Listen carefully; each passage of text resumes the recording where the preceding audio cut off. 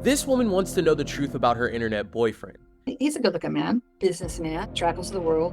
After losing her husband of 29 years, Lavelle turned to online dating to find romance. And then I met this guy, and he just seems so different than everybody else. Garrett was the man of her dreams, handsome, business savvy, and supportive. And he was about to become filthy rich. And we just went out there to check out the investment and everything is in there. Is Garrett Lavelle's Mr. Right or just another romance scammer? Real quick, guys, don't forget to like, comment, and subscribe. Your comment and like could help stop someone from being scammed. Let's get into it. My name is Lavelle. I live in Las Vegas. I am retired. I've been retired about 7 years. I live in a retirement community. One of the things I like to do is stained glass. Worked in the healthcare industry. Mainly I've worked in offices. Been married several times. None of my marriages were happy, unfortunately. My last husband died about 8 years ago. And we were married 29 years. After he died, I moved back here because my family's all on the West Coast. I have 3 sons, 2 are twins. I have my sons, lives with me right now. Well, originally, I didn't ever think I'd want anybody in my life because I was very unhappily married. And I thought, I'm free. I want to do what I want to do. I don't want to have a man in my life. But after about 3 or 4 years, I thought, you know what?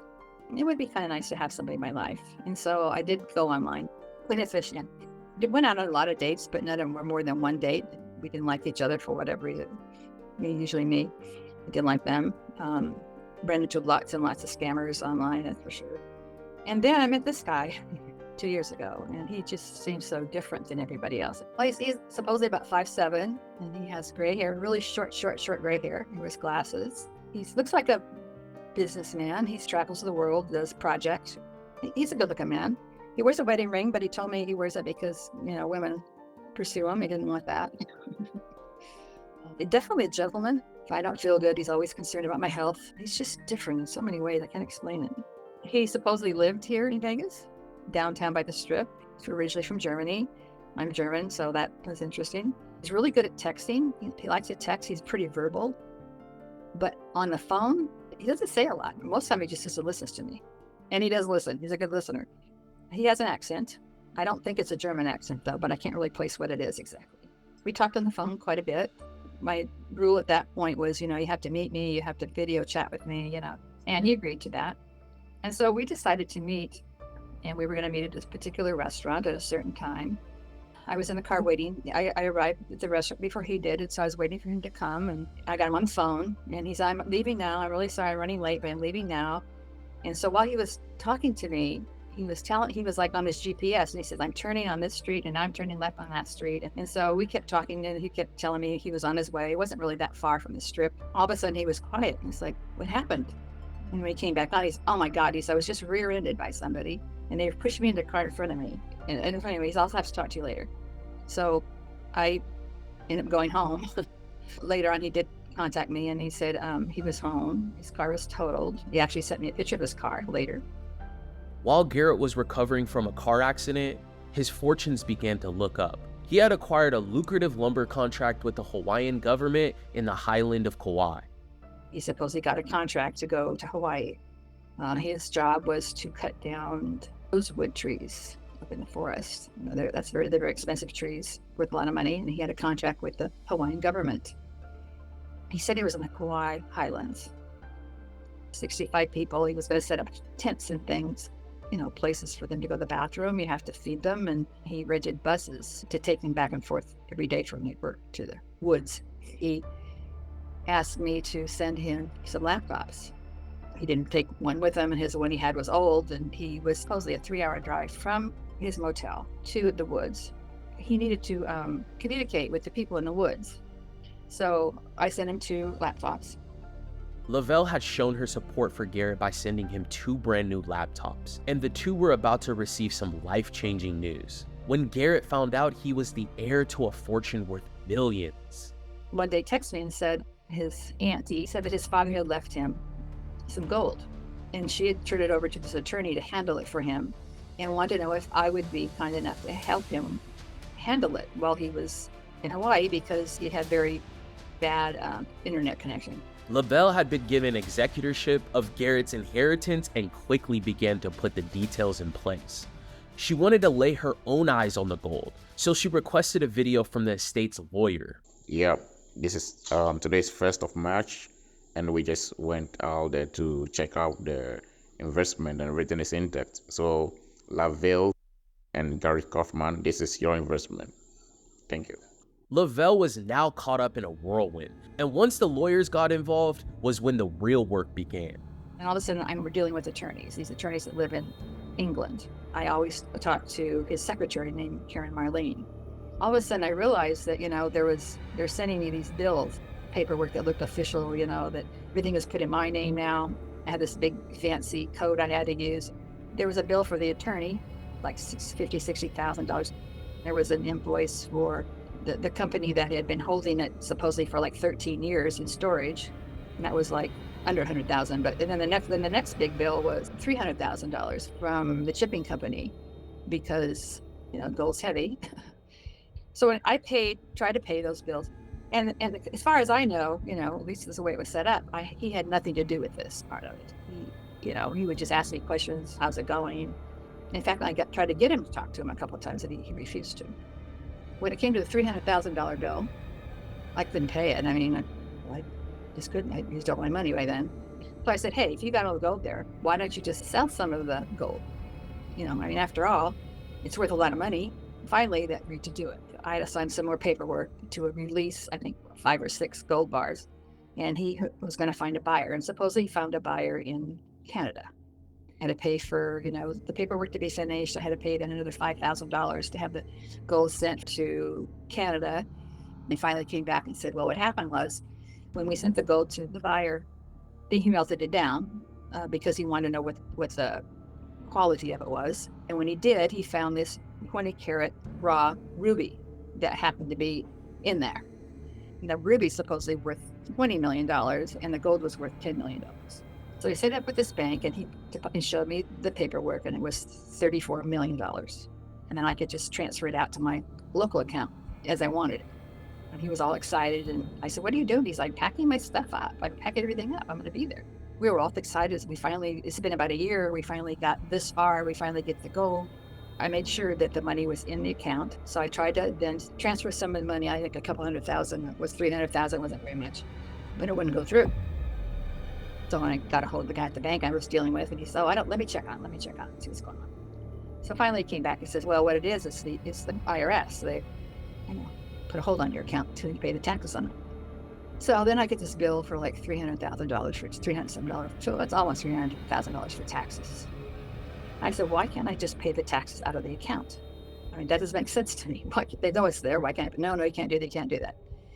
Finally, they said, possibly if you pay this $38,100 by this deadline, that they'll at least unlock the account so that you can pay them. Otherwise, I'd have to pay them before it was unlocked. I said, there's no way I can pay them $300,000 if it's not unlocked. I ended up paying them $38,100. And then this was right around the end of December. It was Christmas, the New Year's, trying to get money out of my account, trying to get it to me, trying to get it to the bank, trying to get it to them. By the time I did, of course, I missed the deadline. So they got the money, but, I couldn't still unlock the account. Total, when it's all said and done, I'm saving $150,000. All my accounts were, way over the limit. All my accounts were closed. I tried to make the payments and I tried to keep it up. I couldn't. And that's when I found out that the bank name they were using was very similar to a bank that was legitimate, just a little bit off. And so the bank didn't really even exist. So at that point, I contacted the attorney's office again, because at this point, I hadn't had a contact with him for quite a while. And I said, you've been working with me almost a year. I'm not asking you to do anything about it. I just want you to know that, I never got the gold. God, it goes on and on. I finally told Garrett, this is ridiculous. When I told him, he got really upset with me. And he said, why didn't you tell me? Why didn't you? I said, I did tell you. I'm just telling you now.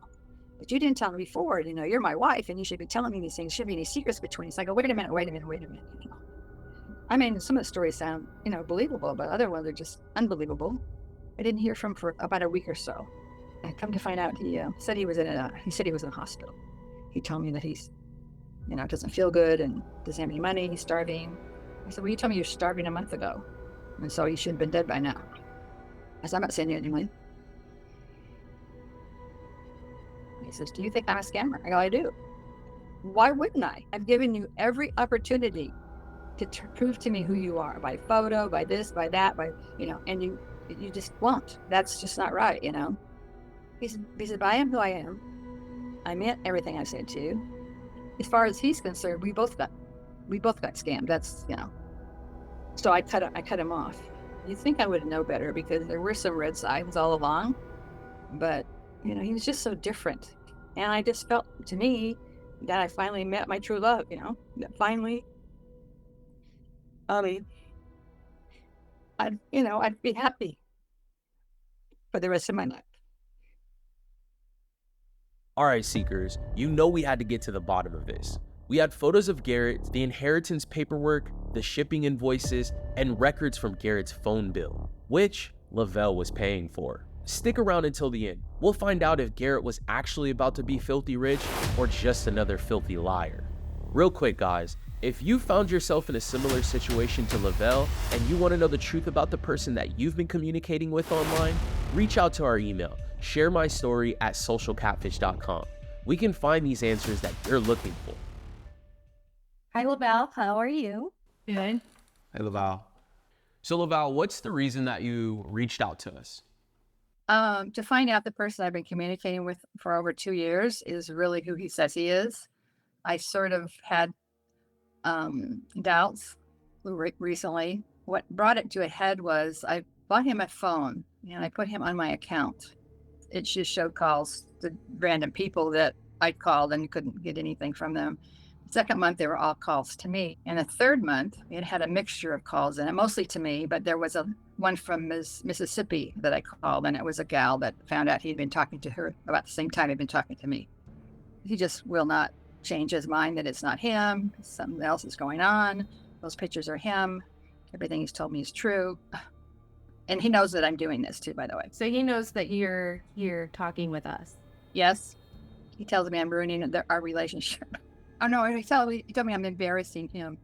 Why would I be embarrassing you? If you're telling me the truth, it should be good. But I says, you have forced me to do this because you won't do anything I've asked you to do to prove who you are. With having all of these doubts about Garrett, what exactly is kind of tying you to him or driving you back to him every time? Is it the fact that you love him and you want to meet him? Thought I was in love with him. I was falling in love with him. He's a wonderful, charming man. He's very different than anybody I've ever talked to. He's talked about marrying me, coming back here and buying a beautiful home, traveling together. My whole future was him. And it's hard to give that up. So it doesn't have anything with the large amount of gold you're going to get?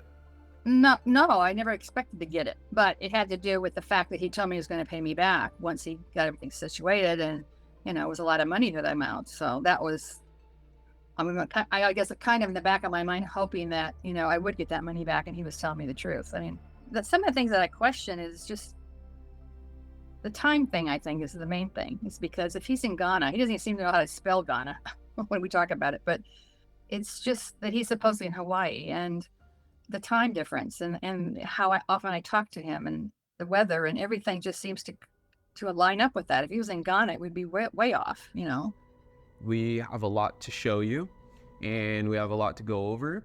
The image that you just sent us, you mentioned this is Garrett's Mustang, his car.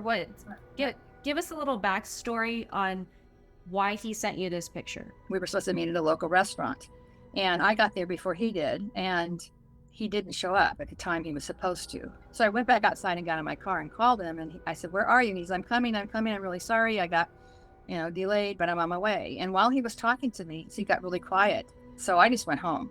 And when I asked him later what happened, he said, I just got in a car accident. Somebody rear-ended me. And that picture was to prove that he was in the accident. It's interesting, Lavelle, because we looked at the image and we noticed that there was a logo on the corner of the image. And so we looked into that logo. We found that it belonged to a car auction website. Okay. Interesting. So that definitely doesn't connect with the story that Garrett's giving Right. you when he sent you this picture. Why would it have this logo in the bottom right-hand corner? Good question. So, Lavelle, it seems like you've been through a lot with Garrett, especially in regard to these gold bars. Why do you have so much trust in someone you've never met, though? I didn't know what I was getting into, or I would never have done it. And that's why I said, I don't understand why you're doing this. I mean, this is a lot of money. This is like, why would you don't even know me? And he said, because that's how much I trust you. I believe in you. So, you'd also received a contract for this gold, correct? But then what I understand what the paperwork was, it's just that it was put in my name, so legally it was mine. So, this document, I've seen this document so many times. So many times. It's used all the time by romance scammers, primarily Nigerian romance scammers. Right. I did take it to a tax attorney, and he immediately told me it was a scam. And I don't know why I didn't believe him. But when he was telling you that this is fake, what was your response to him, and what were you thinking? I don't know. I guess I didn't want to believe him. He's sending all these Google images. You know that the contracts are fake. You've gone to third parties. I'm sure your family has told you that it's fake. In your mind, you know it's fake. What's the difference between the information that we're delivering you and everyone else's information that they've been telling you? Because you're going to have real proof. real. Well, I mean, I guess I had it all along, But why us though? because you're the experts. I guess it's because you want it to be true. I just want it to be true. And personally, I wasn't really sending him. I mean, I did send him a laptop. I did send him a phone, and I sent him money here and there, like $200. But I really never gave him personally that much money. So, Lavelle, you sent over 2 different passports, correct? Both they both were Garrett's passport. He just took this different picture on the one that he sent to that gal. Well, why did he use 2 different pictures? I don't know. I asked him about it too, but he doesn't know what I'm talking about. He doesn't even know Libby. I said, well, that's kind of hard to deny since this came from your phone. So there's a picture of him holding it with his finger. Did you see that picture? Yeah. What did you think of that picture? I thought it was real. We ran a reverse image search on that passport picture where he's holding it with one finger. We were actually able to find the exact match for that image. In the original image, he is not holding a passport. So the passport has been photoshopped in between his fingers. You got him a cell phone, correct? And you sent this to him? Yes. Where did you send it to? Florida was the last time I sent it to him. Think she would never would let me send him anything directly. Have you ever thought about calling your service provider and asking where the phone is? Because I have international calling, it showed that he was in Ghana. It's interesting because every time he wrote back about Ghana, he never spelled it right. All of those things are to confuse you. We listened back to the video, the recording of his voice with the. But that wasn't him. Whoever is talking in that video has your money. Yeah. And we just went out there to check out the investment and everything is intact. Oh, maybe. Sounded like somebody from. Ghana. No, I thought it sounded from maybe England. I don't know. I know. Everything seemed like everybody I was sending money to was black. I had questioned that too. So the fact that you're paying for this phone, you're turning this phone on for him to use, and they're able to link the calls internationally to Ghana, it tells you these are the people he's talking to. These are the people he's conversing with. They're in Ghana. He's taken your money. He hasn't returned any of your money. Not going to. Talks to you at night and in the morning because I believe Ghana is 7 hours ahead of us. He has you doing all the dirty work for him. He has you buying him phones. He has you paying for the phones. He has you sending money to people you don't know or sending money to him. And, he hasn't provided you with anything. He's actually put you in a really tough situation. And so he's a con artist. He's used to hiding behind these fake profiles. He's what we call a coward. Are you ready to hear who this man in these images is? I am. The real man in that image, his name is,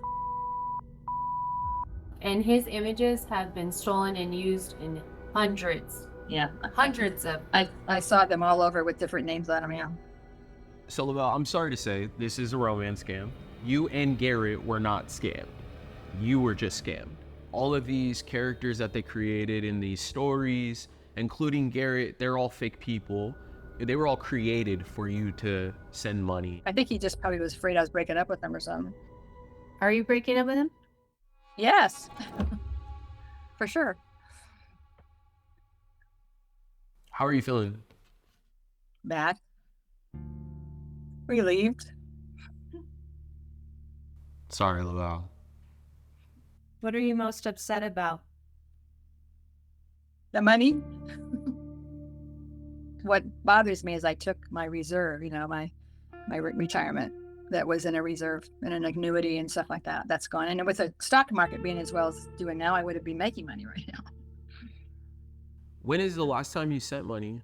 Well, actually, not too long ago, I sent him some money. I sent him a couple $100 3 or 4 weeks ago, actually. These gold bars, they do not exist. They're not coming. They don't exist, right? They're not. You're done sending money, right?